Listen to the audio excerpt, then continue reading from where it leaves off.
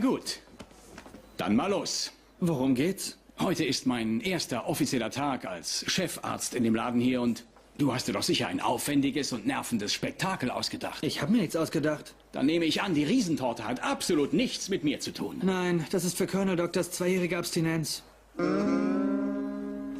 Ach bitte, jetzt zieh einfach durch, was du dir ausgedacht hast, damit ich an die Arbeit kann. Na komm, lass dir was einfallen.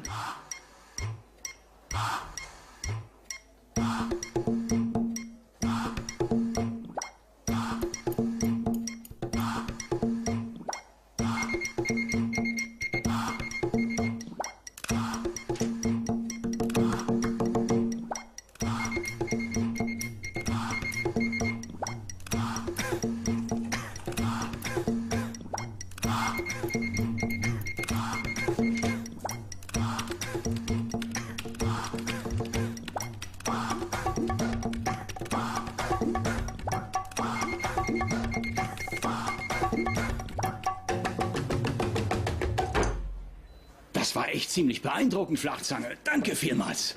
Gern geschehen, Perry. So ein glücklicher Zufall. Warum spielen Sie Bongos? Montag. Montag ist Bongo-Tag.